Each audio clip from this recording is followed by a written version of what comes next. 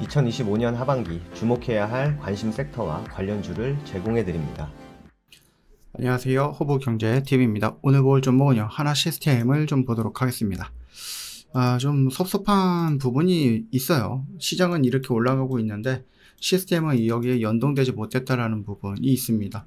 아마 이런 감정은 저만 느끼는 게 아니라 많은 분들이 좀 느끼지 않을까라고 생각을 해요. 결과적으로 시장의 반등은 모든 종목들, 모든 업황 섹터들이 다 같이 사이좋게 올라간 게 아니고요. 일부 업황만 좀 차별받으면서 움직였기 때문에 저랑 같은 좀 섭섭함을 시장에 느끼지 않았을까라고 생각합니다. 금리 인하는 이제 기정사실화된 것 같아요. 0.25가 되느냐 0.5가 되느냐의 싸움이고, 물론 확률적으로는 얘가 훨씬 더 높죠. 9월 달에 금리 인하가 되면은 남은 3개월 동안 한 번, 두 번, 세 번 금리 인하 또 할 거냐, 한 번 하고 말 거냐, 두 번 할 거냐, 세 번 할 거냐, 이게 또 중요한 포지션이 되겠죠. 그렇기 때문에 지금 시장은 뭐 일단 금리 인하, 그 다음에 뭐 우리나라에서 놓고 보면 상법이라든지 뭐 이런 거에 대한 기대감으로써 움직여줄 가능성이 좀 높지 않을까라고 생각합니다. 지금 거의 전고점 언저리까지 와 있는 상태이기 때문에 이 구간을 이렇게 돌파하는 모습이 연출되는지를 좀 지켜볼 필요는 있겠고요. 방산도 그렇고 지금 조선들도 마찬가지긴 한데, 방산 같은 경우는 저는 나쁘진 않다라고 봐요. 물론 조선도 마찬가지고요. 조선도 지금 뭐 10년짜리 슈퍼사이클에 들어왔다 이런 얘기들을 많이 해주고 있고, 미국이랑 손잡고 좀 룰루랄라 너도 나도 다 잘 되면 좋겠다라는 생각을 합니다. 하나 에어로스페이스가 영국에서 열리고 있는 방산 전시회에 참가했어요. 그래서 유럽한테 내가 보여줄 수 있는 무기들, 너희들한테 필요한 무기들, 맞춤형 무기들, 이런 것들을 좀 보여주고 있고, 특히 나토 국가들한테 무기 협력을 늘리기 는 것을 좀 목표로 하고 있다. 러우 전쟁이, 저는 이거 전쟁이 터질 때 오래 안 갈 거라고 봤거든요. 그냥 뭐 몇 주, 뭐 길어야 뭐 한두 달, 그러면 끝나지 않을까 생각했는데 이게 좀 몇 년째 이어지고 있어요. 전쟁이 길어지면서 유럽이 국방력 보강을 시급하게 생각하고 있고요. 그리고 이제 미국이랑 또 사이가 좀 틀어졌죠, 유럽이.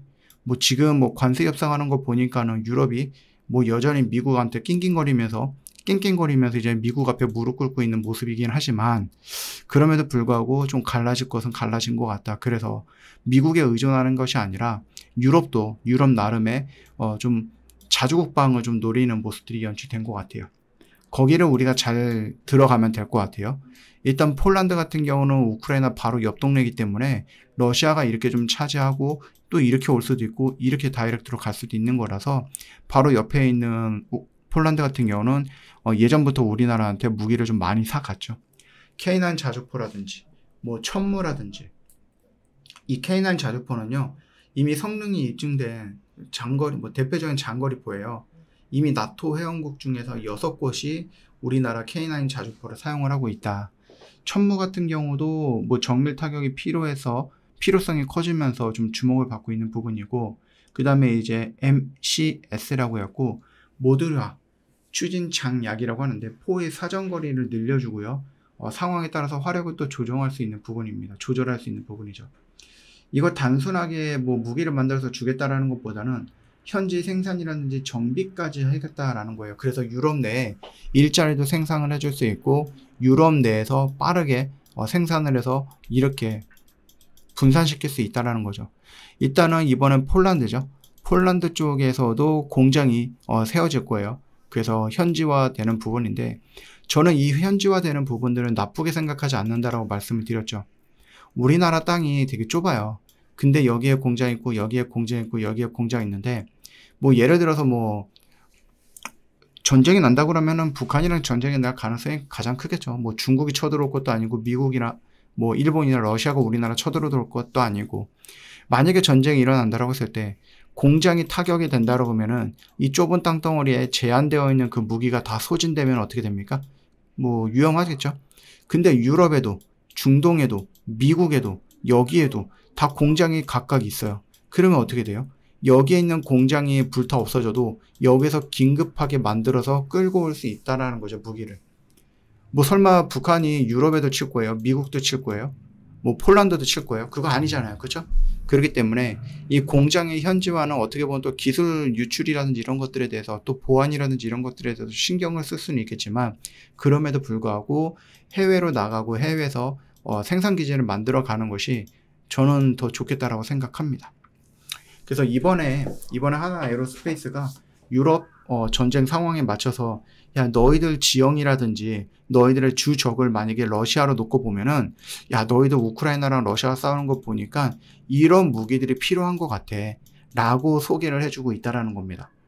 물론 이거 지금 소개를 해주고 있는 것은 하나 에어로스페이스지만 에어로스페이스 밑에 있는 하나 시스템이라든지 뭐 오션이라든지 이런 쪽으로도 다 연결이 가능하고요.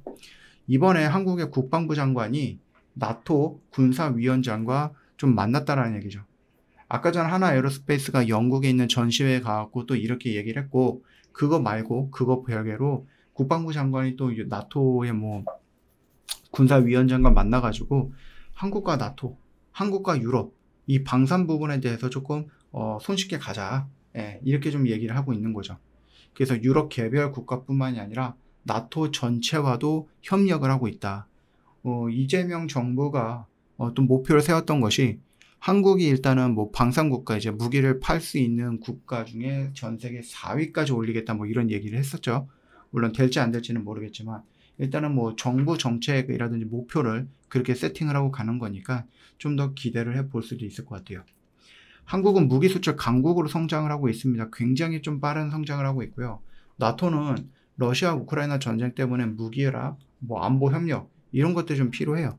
물론 이제 1순위가 되는 것은 미국일 가능성이 있고, 그 다음에 유럽 내 또는 나토 내 독일이라든지 프랑스라든지 다른 나라들도 무기를 만들 수 있기는 하지만 가성비적인 부분과 좀 더 이제 속도감 있게끔 무기를 제공받아 볼 수 있는 것을 놓고 보면은 K방산이 최고죠. 그래서 한국 무기가 나토 시장에 더 많이 들어갈 수 있게끔 좀 여러 가지 세일즈를 하고 있는 것 같다라고 보셔도 될 것 같아요.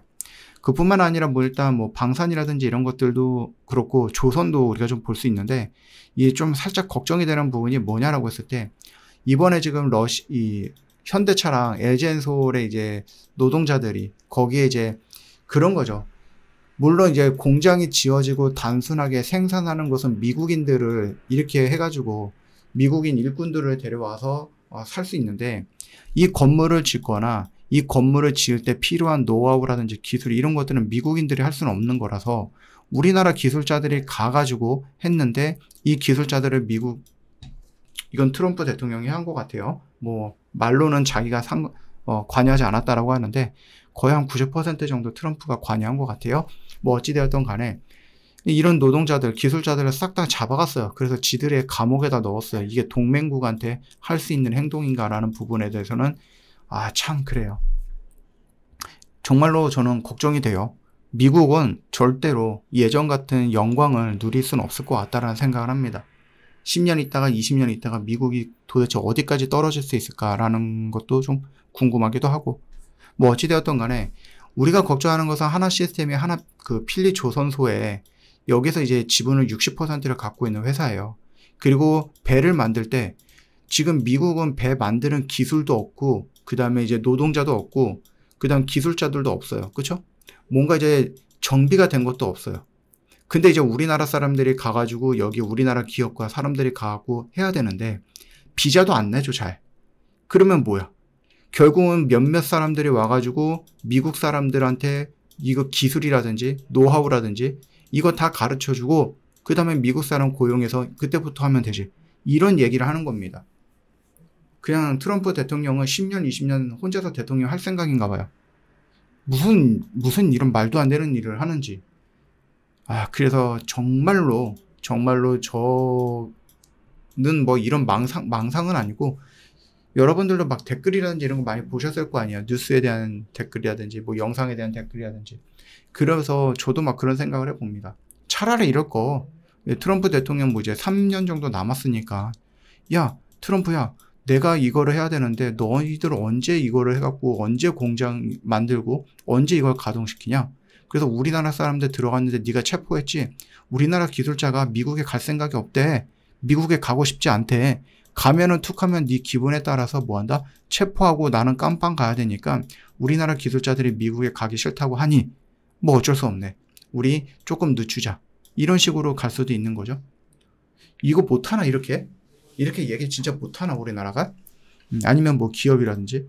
기업의 총수는 결국 이제 그 기업에 있는 그 직원들의 뭐 아빠 역할을 하는 거잖아요. 아빠, 엄마 역할, 부모님 역할을 하는 거잖아요. 그래서 우리 자식들이 미국에 가서 일을 하는데 툭 하면 이제 트럼프가 기분 나쁘면은 데리고 와갖고 막 감옥에다 쳐넣어. 그럼 또 우리나라는 또 부랴부랴 가고 풀어줘 이렇게 이런 것들을 반복적으로 몇 년 동안 볼 수 있다라고 얘기를 하니까 직접 그 이민관리국의 뭐 대빵인가요? 그 사람이 나와서 그렇게 얘기하더라고요. 그죠? 그래서 뭐 다른 것들도 아니고 그냥 딱 하나를 딱 집어서 여기만 이제 표적 수사를 하니까 그래서 조금 당당하게 우리도 나가면 어떨까 뭐 이런 생각을 합니다. 뭐 어찌됐든 간에 그래서 필리 조선소도 역시도 기술자들은 무조건 필요한데 그 기술자들이 들어갈 때 비자 발급을 안 해주면 결국 못 들어가고 뭔가 이제 좀 늦춰지는 듯한 느낌 이런 것들이 있기는 합니다. 예, 그 트럼프가 얘기했듯이 기술자들 몇 명 데리고 와서 미국 사람들 가르치고 그리고 그 미국 사람들에 의해서 만들어지게끔 만들어라. 이 말도 안 되는 거죠. 참 대단한 인물이죠. 대단한 인물입니다. 그래서 저는 미국이 더 이상 자유민주 국가는 아닌 것 같아요. 예, 미국 역시도 공산당 되고 있는 거다라고 좀 생각을 하는데 어찌되었던 간에 그 부분에 대한 노이즈는 조금 있어요. 그래서 그것들이 살짝 신경이 쓰이는 것 같다. 이렇게 좀 여러분들도 이해하시면 되겠고요. 오늘 조선주들이 여전히 좀 강했는데 뭐 대형주들이 움직였다라기보다는 결국은 이제 그 기자재 종목들이 순환을 하고 있다라고 보시면 될 것 같아요. 어저께는 뭐 오리엔탈 전공이라든지 뭐 세준중공업이 움직였다라고 하면은 오늘은 뭐 일승이라든지 아니면 뭐 동방성기라든지 뭐 이런 종목들이 좀 움직였죠.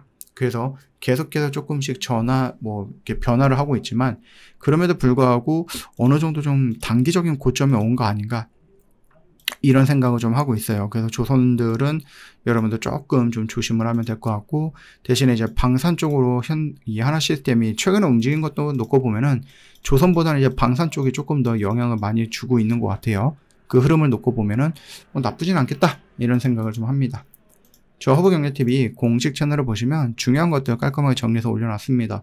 여러분들이 이런 것들을 어떻게 해석을 하고 어떻게 활용을 해서 매매를 하는지 모르겠다 하시는 분들은 차라리 저 허브경제TV에 좀 찾아오시는 것도 도움이 되지 않겠습니까? 저희랑 같이 매매해보자고요. 그리고 이런 것들을 어떻게 활용하는지를 보고 그걸 통해서 어떤 매매를 해서 어떻게 수익을 챙겨 나가는지 여러분들이 좀 보시면 도움이 될 거예요. 놓치지 마시고요. 오늘도 정말 고생 많으셨습니다.